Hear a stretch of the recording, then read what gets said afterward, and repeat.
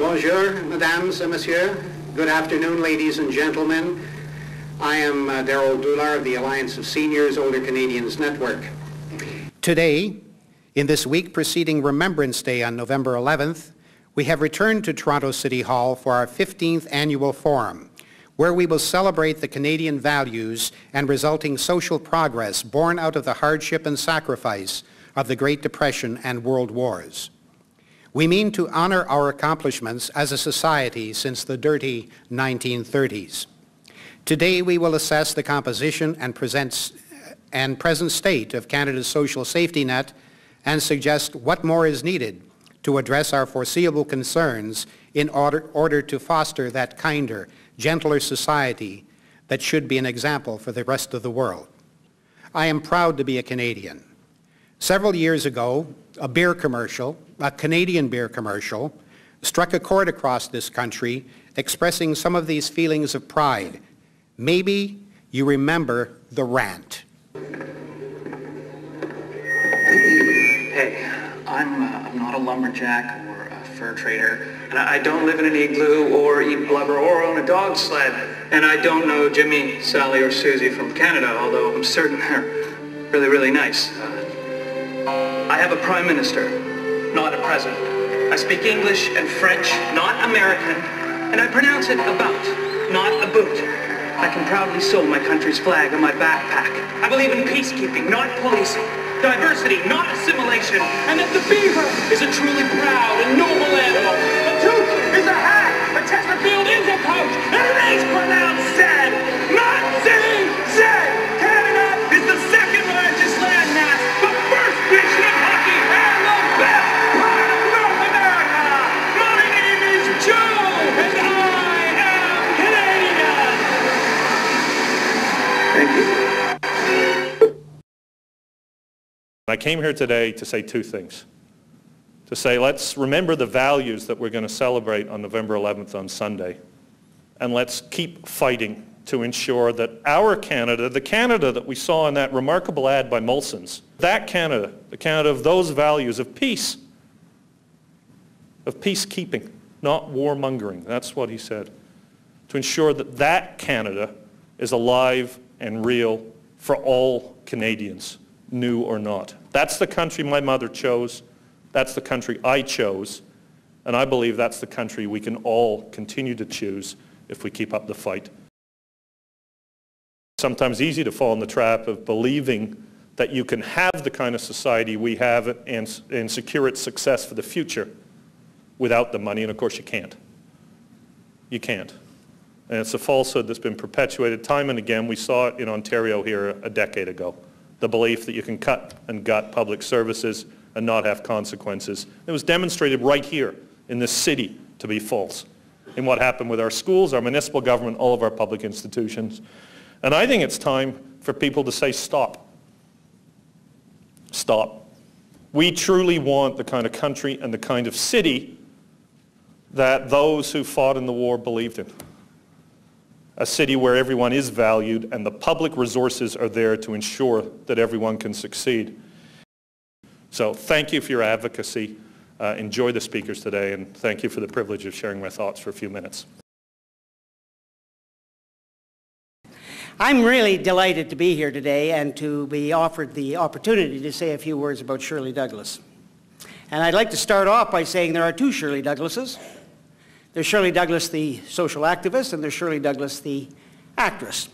Now, the fact that this wonderful woman has these two public facets, a dedication to public service and the greater good and an unfailing instinct for show business, isn't surprising given that she is the child of a politician.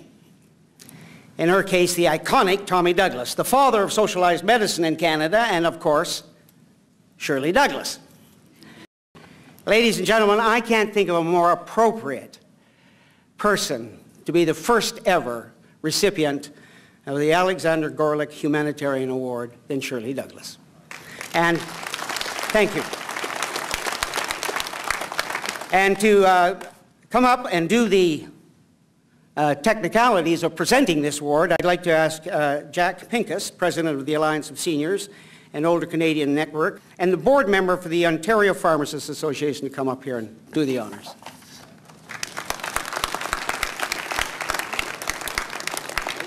What an act to follow. Thank you, Eric. On April the 5th of this year, Al Gorlick, the founder and chairman of the Alliance of Seniors, suddenly passed away after a short illness. We were all shocked and saddened and decided that we wanted to do something to perpetuate his memory. Subsequently, it was decided to present an annual award to the person who most exhibited the traits of the man himself.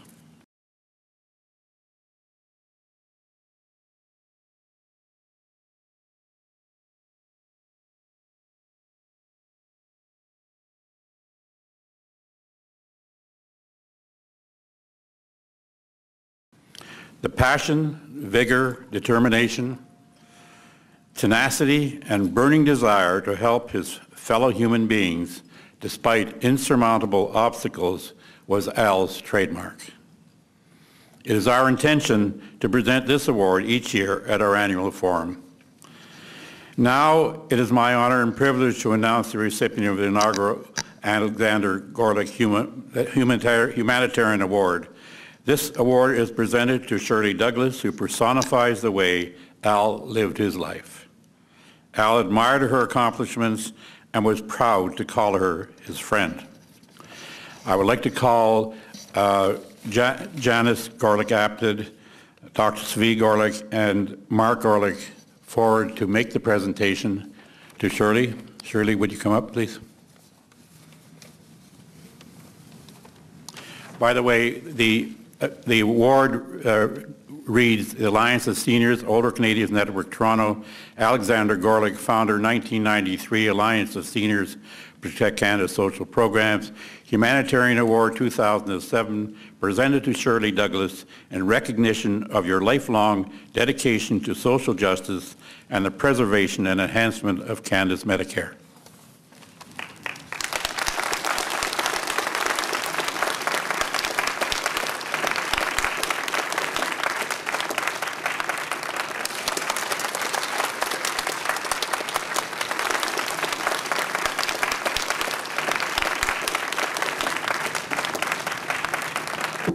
I knew Al Gorlick extremely well. And he was a great, great, great friend of not only mine, but all of us.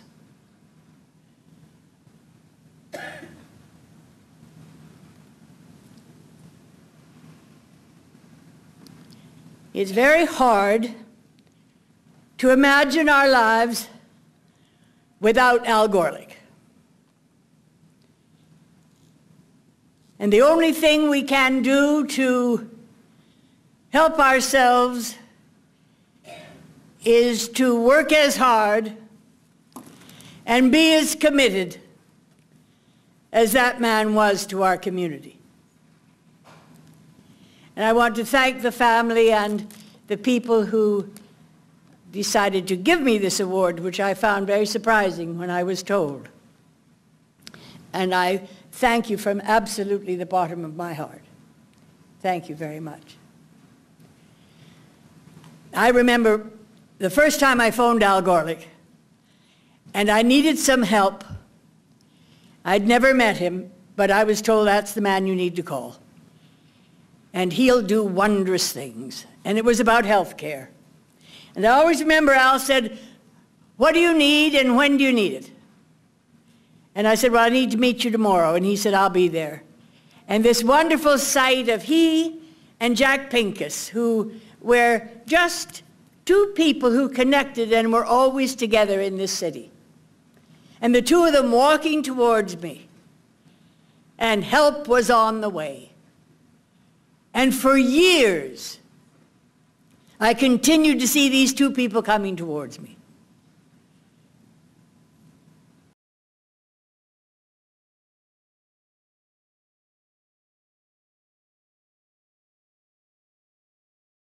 No matter where I've lived in the world, there have been like-minded people who've said no We don't accept that.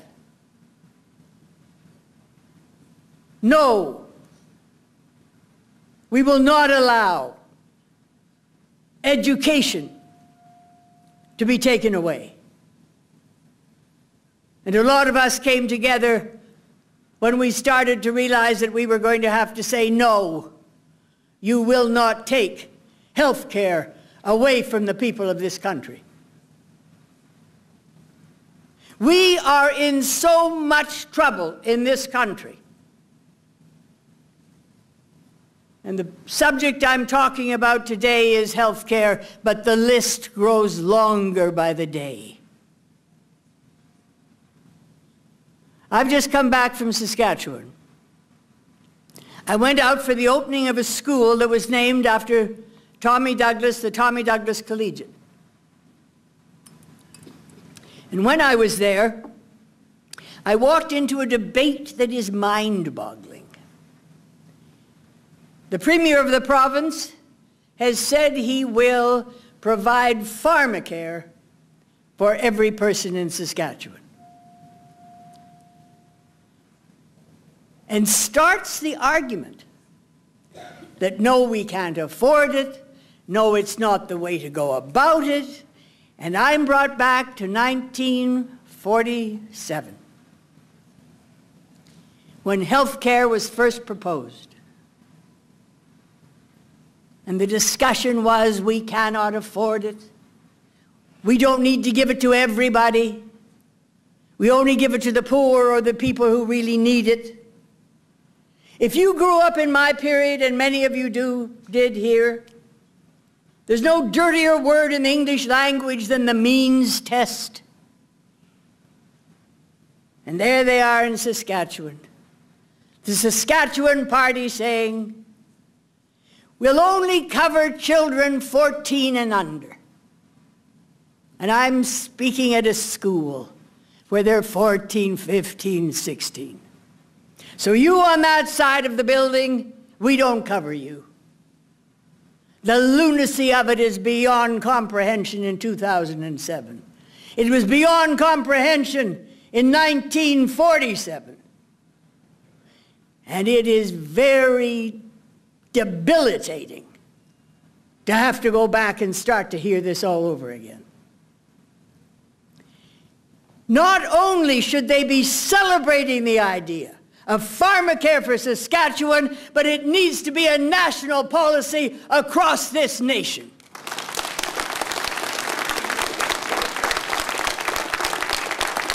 I find it very hard to believe that someone can give me an argument about a national pharmacare policy.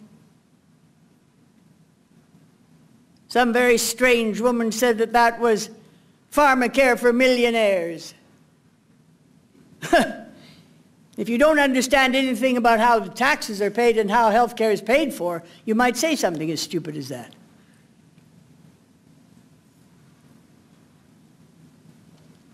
We want pharmacare. We want home care. We want dentistry. We want health care. Health care as you understand what health care is. And don't tell me that new things are being invented and Tommy Douglas didn't understand how expensive it was all going to be. That simply is not true. Tommy Douglas understood how expensive it was, how expensive it was going to be. What he was hoping is that we would find a way for our taxes to come into the provinces, into the country, to pay for health care from one border to the other. And the person I want us to look very hard at is Stephen Harper. Stephen Harper, in this last budget, is talking about giving the money to the provinces for health care, education,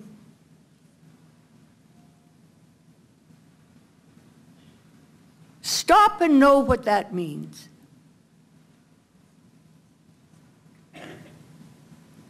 The federal government will give the money to the provinces. And each province can have whatever system they would like.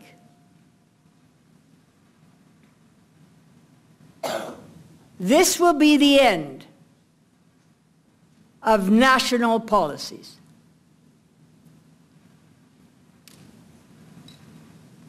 We are going to have to mount an enormous campaign in the next few months. It's going to come up in the House of Commons, and this is something we cannot allow to happen. The Canada Health Act is a federal piece of legislation passed in the House of Commons. This is not the Saskatchewan Health Act. This is the Canada Health Act. And we cannot allow that to be changed. If this is allowed to be changed, we will not have a national pharmacare program, a national home care program. We will not have a national anything. And if we are going to talk about why we have fought over the years to build a country, it was not to have 10 provinces and 2 territories, each one out there grubbing around for themselves. And we, after all the examples of sitting next door to this gigantic country who cannot humanely look after their ill, and we are sitting here so blindly that we are willing to follow their lead, it is beyond comprehension what we're allowing to happen. And I am begging you, I am asking you. I know people are asking you every day to do something. But I am asking you to do more. Because if you allow us to lose health care, to lose education across the country, to lose the things that matter. I remember the budget in 1944 in Saskatchewan. 70% of the first budget went to health care, education, and social services. If that's all you can afford in a country, then get that. Leave the wars to another day. Let's get the health of a country, the minds of a country looked after.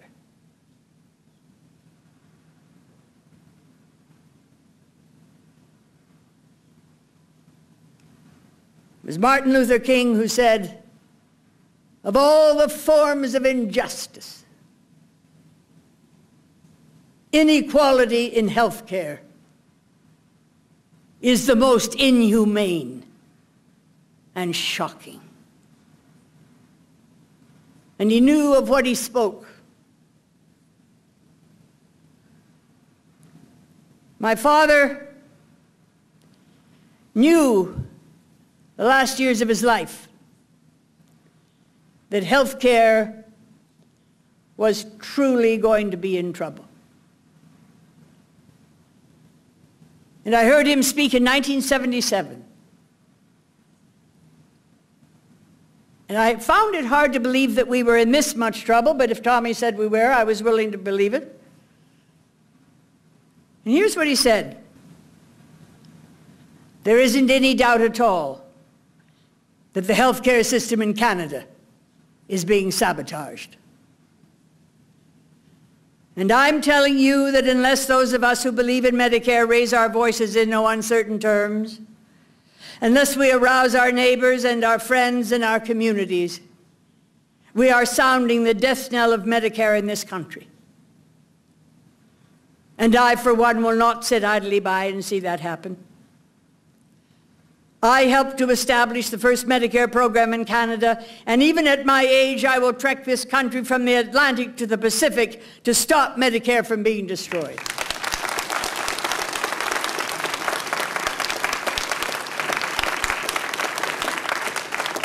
Speaking to the annual convention of the Saskatchewan CCF in 1951, Premier Tommy Douglas remarked, quote, "The inescapable fact is that when we build a society based on greed, selfishness, and ruthless competition, the fruits we can expect to reap are economic insecurity at home and international discord abroad.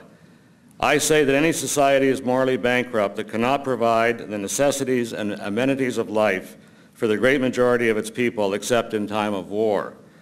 That unless we are prepared to build a society in which cooperation will replace competition, in which concern for the welfare of others will replace the desire for personal gain, then we shall continue to witness the vicious circle of depressions that lead to war and wars that lead to depressions."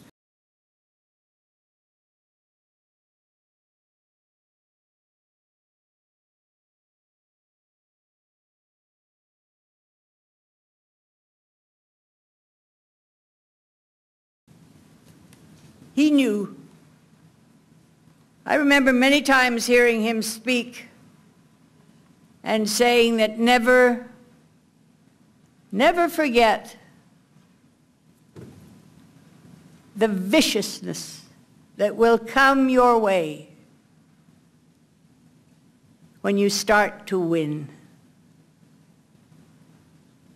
Never believe that they won't come at you with everything they have.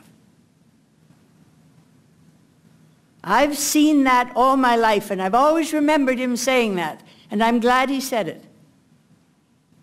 Because just when I thought, well, this maybe, maybe. Remember why we're in this fight. This fight is the same fight that I saw in 47, in 50s, in 60s, at the insurance companies. The only people who are upset with health care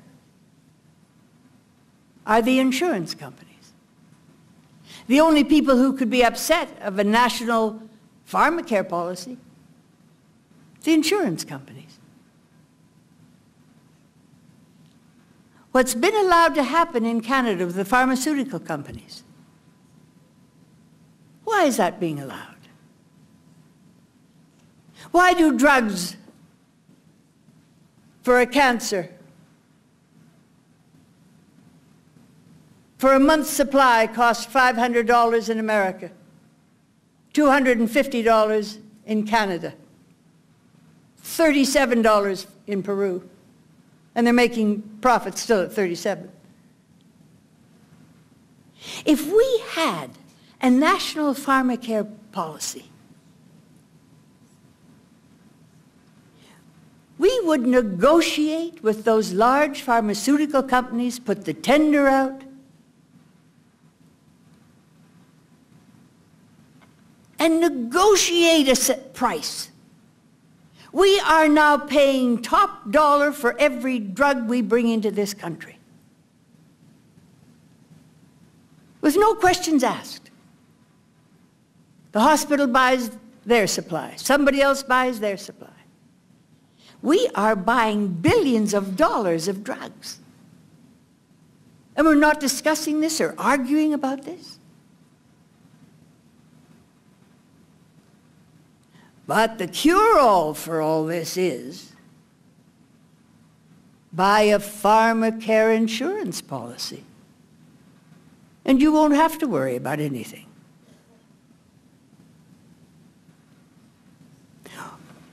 Or people will say, but we have a little company policy. You have a very little company policy. You aren't guaranteed to be even staying working for that company. How many times can you go to the doctor? All of us are finding that have these small policies that are to assist us, that we're no longer allowed to go as many times as we used to. We do not want private company policies. You have to remember that when we used to get 50% of the budget from the federal government, and just inexplicably, it is now 13%. You know, we are not spending the most on health care. In fact, we are one of the lower countries on the cost of health care. Our cost is almost half of America now. And we've been frightened by this thing of we can't afford it.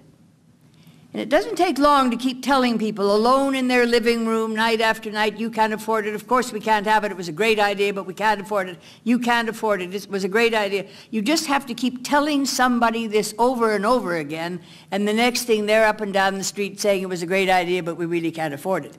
It's an old game, and it works. We can afford it. And the public have many times said, I don't want the $300 a year you're going to give me in cut taxes. Put it into whatever we need to do today. Healthcare is very, very expensive. We're talking about expensive machinery. We were talking about MRIs. People used to go on, you know, I remember Mike Harris's government used to go on about MRIs, and people actually, when I would go out and do radio shows, phone-in shows, people would talk as though they were very rare, when in fact all you had to do was go and buy an MRI, you know, but they made MRIs seem impossible to ever get a hold of. And I need an MRI, and oh my goodness, I don't want to upset things, but I need one. And what you can do to the public and frighten the public and make the public feel that they don't deserve to be looked after is very, very simple. And I found it very disturbing, people saying, I don't want to spend the money unnecessarily, and I try not to go to the doctor. And you think, this poor woman at the end of the phone, say to her, you have been spending and paying into this health system for years. It's not about you not going when you need to. It's about having the money put in to enable you to be able to go. That's all it is. It's not complicated. Well, my main interest really is to watch this budget that has come down, and to keep an eye. And we have got to be on the phones, the faxes, the machines, you know, the internet.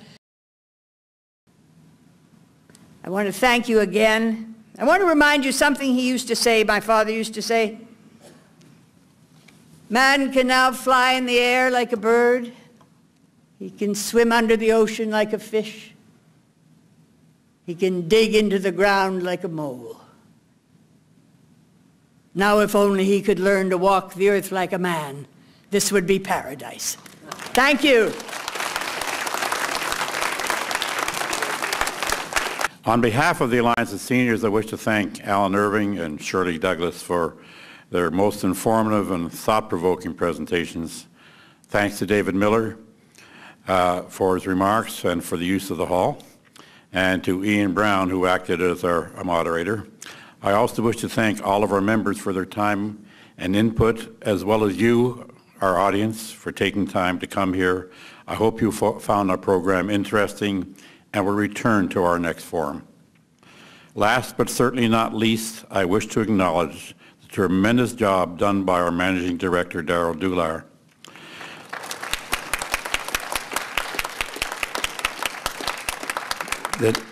The time and effort, and perhaps some sleepless nights, Darrell, spent by Darrell, along with the able assistance of his wife, Cher, made all this happen and is very much appreciated. I now declare the 15th Annual Alliance of Seniors Forum ended. Thank you very much.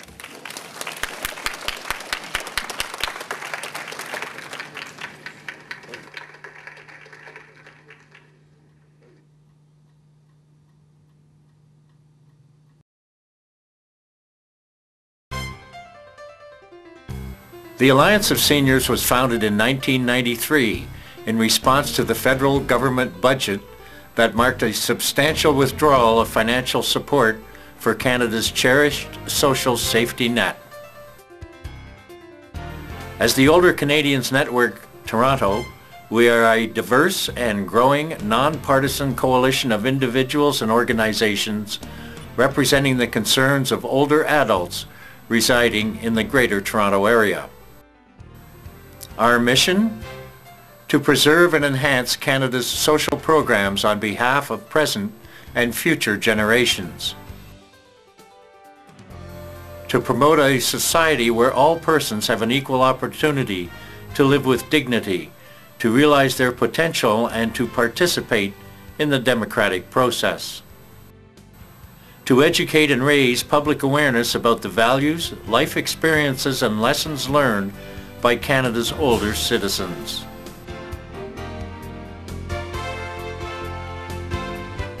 Participating organizations include the following: